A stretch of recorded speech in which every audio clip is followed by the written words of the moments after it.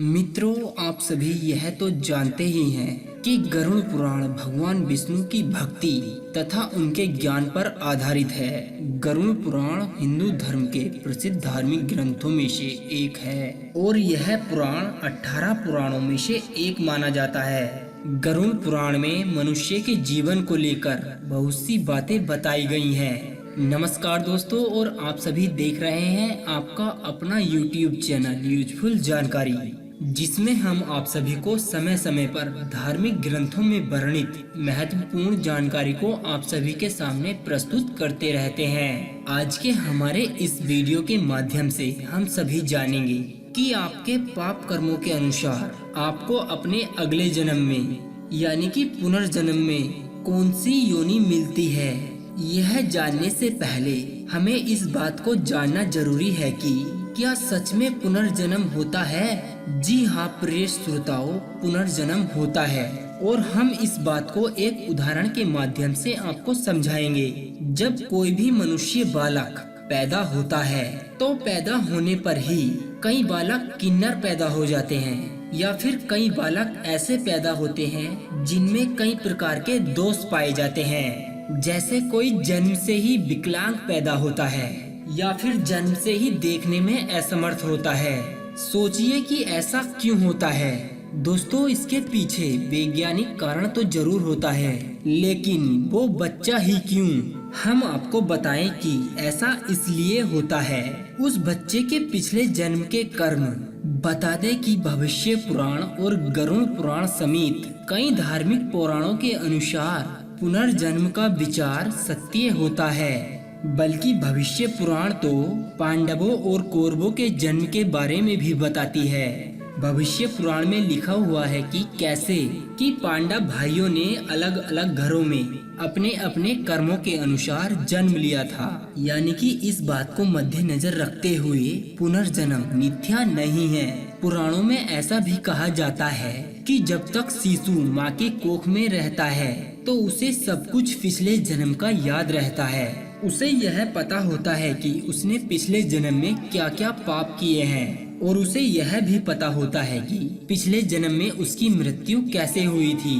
और जब वह माँ के गर्भ से बाहर आता है और प्रकृति की हवा उसे छूती है, तब वह शिशु अपने पिछले जन्म को पूरे तरीके से भूल जाता है। धार्मिक ग्रंथों के अनुसार यह प्रकृति का नियम है। हालांकि कई लोग अपना पिछला जन्म याद रखने का दावा भी करते हैं और बाकायदा अपने पिछले जन्म की जानकारियां भी देते हैं। यानी कि पुनर्जन्म के विचार में कोई संदेह नहीं है। धार्मिक ग्रंथ कहते हैं कि आपको इस धरती पर तब तक जन्म लेना होता है जब तक कि आपको मोक्ष की प्राप्ति नहीं हो जाती, जब तक कि आप कर्म चक्र से बाहर नहीं निकलते। लेकिन दोस्तों, यहाँ एक प्रश्न और उठता है कि जब हम अपने पाप कर्मों के अनुसार नरक की सजा भोग लेते हैं तो पुनर्जन्म में सजाएं क्यों मिलती हैं? और इस बारे में गरुड़ पुराण में भी लिखा हुआ है। गरुड़ पुराण कहती है कि कई बार जीव आत्माओं के कर्म इतने बुरे होते हैं कि उस जीव आत्मा को नरक में यातनाएं तो भोगनी पड़ती ही हैं, लेकिन धरती पर वो जीव आत्मा सामाजिक और मानसिक और शारीरिक पीड़ाएं भी उठाती है। जैसे कि किसी महिला के साथ दुष्कर्म करने वाली पापी आत्मा अगले जन्म में किन्नर के रूप में पैदा होती है। इसे हमारे धार्मिक ग्रंथों में कर्म फल का सिद्धांत कहा गया है। यानी कि जैसी करनी वैसी ही भरनी। हम आपको बता दें कि इस कर्म फल सिद्धांत के अनुसार अगर पाप बड़ा है तो सजा लंबी मिलेगी और अत्यंत दुखदायी भी होगी। यदि अगर आप सामान्य हैं तो सजा भी कम होगी। दोस्तों, चलिए जान लेते हैं योनियों के बारे में कि आखिर योनियां क्या होती हैं और इसको लेकर गरुड़ पुराण क्या कहती है। गरुड़ पुराण इस बारे में कहती है कि अपने वफादार मित्र का अपमान करने वाला गधे की योनि भोगता है। हम आपको बता दें कि गधे का सामान्य जीवन काल 25 से 30 वर्षों के बीच का होता है। अब यहाँ आता है कर्म फल सिद्धांत। अगर आपने अपने मित्र का इतना मन दुखाया है कि उसे सारी उम्र पीड़ा भोगनी पड़ती है तो आप समझ लीजिए कि 25 से 30 साल आप गधा बनकर अगले जन्म में अपने मालिक का अत्याचार सहेंगे। अगर आपका पाप क्षमा के योग्य रहा होगा तो कर्म फल सिद्धांत के अनुसार आप गधे की योनि से जल्द ही मुक्त होकर एक साधारण मृत्यु को प्राप्त हो जाएंगे। आगे माता पिता को कष्ट पहुंचाने वाली संतान किस योनि में जाती है? हम आपको बता दें कि ऐसी संतान कछुए की योनि में जन्म लेती है और कछुआ 10, 20 या फिर 50 साल नहीं जीता है, बल्कि उसका जीवन काल 100 से 300 वर्षों के बीच का होता है। यानी कि इस अपराध की सजा बेहद लंबी है। इसलिए क्योंकि माता पिता को रामायण में खुद श्री राम ने सर्वप्रथम पूजे जाने वाले देवताओं का दर्जा दिया है। आगे बंदर की योनि। बंदर की योनि में वह व्यक्ति जन्म लेता है जो अपने मालिक का विश्वसनीय होकर और अपने मालिक का विश्वास तोड़ देता है। ऐसी पापी जीव आत्मा बंदर के शरीर को प्राप्त करती है, जिसका सामान्य जीवन काल 20 वर्ष का होता है। विश्वासघातियों को कृमि यानी कीड़े मकोड़ों के रूप में भी धरती पर जन्म लेना होता है। कीड़े मकोड़ों की योनि में वह व्यक्ति जन्म लेता है जैसे कि रखा हुआ धन, सोना आदि छल से प्राप्त किया हो और उसे वापस ना करता हो। ऐसे विश्वासघाती भी कीड़े मकोड़ों की योनि में पैदा होते हैं जो अपनों के साथ छल करके उन्हें भ्रमित करे, उनसे लाभ लेने की कोशिश करे।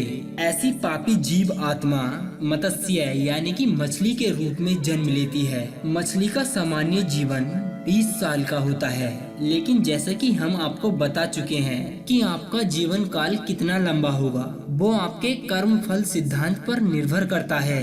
अगली योनि कौवे की योनि है। इस योनि में वह व्यक्ति जन्म लेता है जो घर आए ब्राह्मणों का निरादर करे, पितृ और देवताओं का सम्मान ना करे। वो अपने अगले जन्म में 10 से 15 वर्षों तक कौवे के रूप में बदसूरत और प्रतिभाहीन होकर अपना जीवन को व्यतीत करता है। ना उन्हें किसी का स्नेह मिलता है और ना ही किसी की प्रशंसा। उन्हें दुत्कारा जाता है और उनसे घृणा भी की जाती है। दूसरी ओर किसी के एहसानों को ना मानने वाला बिच्छू की योनि में जन्म लेता है। दूसरों की निंदा करने वाला और उसके साथ बुरा बर्ताव करने वाला, अपवित्र रहने वाला भी कीड़े मकोड़ों के रूप में ही जन्म लेता है। ये एक ऐसी योनि है जिसमें आप कितने भी प्रतिभाशाली हो, आप में कितना भी हुनर क्यों ना हो, लेकिन आपको सम्मान कभी नहीं मिलता।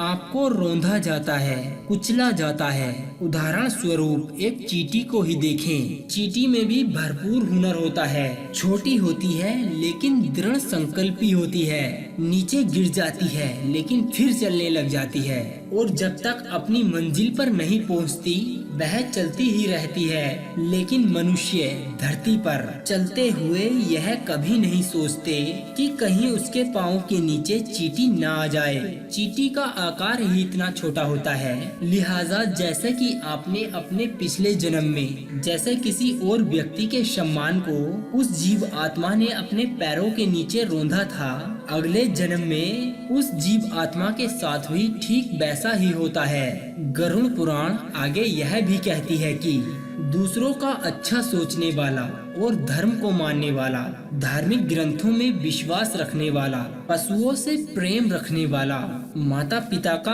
आदर सम्मान करने वाला, गुरु के द्वारा बताए गए मार्ग पर चलने वाला, ऐसी जीव आत्मा स्वर्ग में जाती है और अपने लिए मोक्ष के दरवाजे खोल लेती है। दोस्तों, हम आपको बता दें कि आपको इन योनियों से डरने की जरूरत नहीं है, लेकिन बस आपको क्या करना है ये हम आपको बताते हैं। अपने इस मनुष्य जीवन में कभी किसी गरीब व्यक्ति का दिल मत दुखाना और न ही किसी को अपमानित करना तथा बुजुर्ग व्यक्तियों की हर हाल में मदद जरूर करना और बेसहाराओं को सहारा जरूर देना।